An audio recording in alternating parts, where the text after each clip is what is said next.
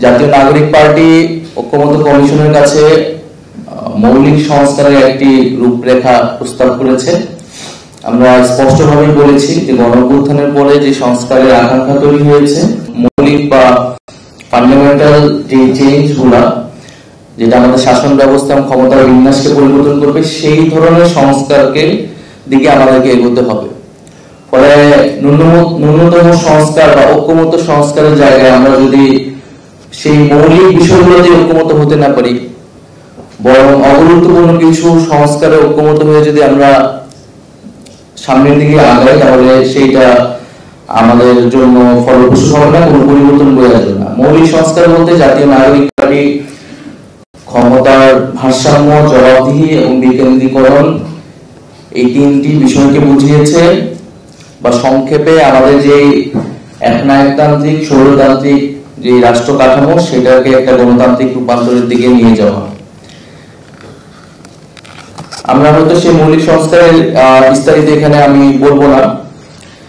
নাগরিক কোয়ালিশনের যে প্রস্তাবনাগুলো রয়েছে, যেমন উচ্চকক্ষের কথা বলেছেন এখানে আগের বক্তারা, সেটার কিছু সমালোচনা করেছেন, উচ্চকক্ষকে বেশি ক্ষমতা দেওয়া হচ্ছে কিনা। আমাদের জায়গা থেকে উচ্চকক্ষর পক্ষে আমরা বলেছি, এবং সেটা যাতে ভোটের অনুপাতে হয়, সেটা আমাদের একটা নন নেগোশিয়েবল জায়গা, যেটা অবশ্যই ভোটের অনুপাতে হইতে হবে, আসনের অনুপাতে না। এবং উচ্চকক্ষে আমরা মূলত সংবিধান সংশোধনের জন্য বেশি গুরুত্ব দিচ্ছি উচ্চকক্ষকে। সেক্ষেত্রে সংবিধানের যে কোনো সংশোধনের জন্য উচ্চকক্ষ নিম্নকক্ষে 2/3 মেজরিটি এবং বিষয়গুলোকে যাওয়ার প্রস্তাবনা আমরা করেছি। তো উচ্চকক্ষের এই আলোচনায় আজকের দাবিতে সেই বিষয়ে আসলে কিছু উল্লেখ নেই, উল্লেখ থাকলে ভালো হতো। দ্বিতীয়ত আরেকটি গুরুত্বপূর্ণ বিষয় যে RICL TMX যুগের পর যুগ স্থাপনা থাকে মজবুত। কোন প্রক্রিয়ায় আসলে এই সংস্কারগুলো বাস্তবায়ন হবে, অর্থাৎ সংবিধানের এই মৌলিক সংস্কার যেটা নাগরিক কোয়ালিশন বা ঐক্যমত্য কমিশন বা বিভিন্ন দল আসলে প্রস্তাবিত করতেছে, একটা জায়গায় তো এটা আসবে, কিন্তু এটা কোন প্রক্রিয়ায় করব, এখানে দুইটি প্রক্রিয়ার কথা বলা হয়েছে। তবে দুইটি প্রক্রিয়ার একটা কমন জায়গা হলো যে আপনাকে সংবিধানের মৌলিক সংস্কারগুলো করতে হলে জনগণের একটা ম্যান্ডেট লাগবে। আপনি সংসদে কেবল সংশোধনীর মাধ্যমে এই সংস্কারগুলো বাস্তবায়ন করতে পারবেন না। সেই জায়গা থেকে এক জায়গায় সংবিধান প্রণয়ন পরিষদ, আরেকটাতে হচ্ছে গণভোটের সর্বদলীয় ঐক্যমতের মাধ্যমে একটা গণভোটের প্রস্তাবনা দেওয়া হয়েছে। জাতীয় নাগরিক পার্টি গণপরিষদকে সাপোর্ট করে আসছে প্রথম থেকেই, এবং একটা যেহেতু নতুন সংবিধান আমাদের একটি দলীয় এজেন্ডা, আমরা মনে করি যে বাংলাদেশে একটি নতুন রিপাবলিক একটি নতুন সংবিধানের মাধ্যমে তৈরি করা উচিত। তবে এই ইন্টারিম সময়ের জন্য যেহেতু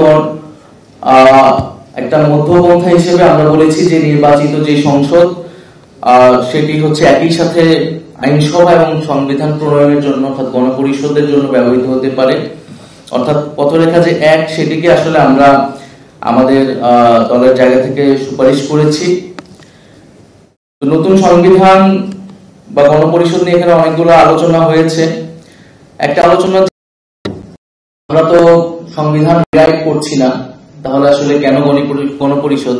এখানে তো ঐক্যমত্য কমিশন হয়েছে, সেখানে সব আলোচনা হচ্ছে, তাহলে গণপরিষদ আসলে তো বিতর্কের জায়গা থাকবে না। গণপরিষদে যদি আমাদের সেই রকম আলোচনার জায়গা না থাকে, আলোচনাগুলো যদি আগেই হয়ে যায় এবং একটা ঐক্যমত্য যদি চলে আসে, তারপরেও আমরা মনে করি যে গণপরিষদ প্রয়োজন। এটাও গণপরিষদের ভূমিকাটা কম হয়ে যায় না, কারণ সংবিধানের মৌলিক সংস্কারগুলো করার জন্যই আসলে আপনাকে জনগণের ম্যান্ডেট লাগবে। আপনি সংবিধানে কেবল সংশোধনীর মাধ্যমে এই পরিবর্তনগুলো করতে পারবেন না। ফলে সংসদ সার্বভৌম না জনগণ সার্বভৌম, এই প্রশ্নটা তখন আসে। আসলে আপনি সংসদে যান, জনপ্রতিনিধি আকারে যায় সংসদে, যেখানে কিছু রুলস সেট করে থাকে, সেই রুলস অনুযায়ী সে আইন প্রণয়ন করে বা রাষ্ট্রের বিভিন্ন কাজে অংশগ্রহণ করে। কিন্তু আপনি সেই সংসদে গিয়ে রুলস পরিবর্তন করতে পারেন না।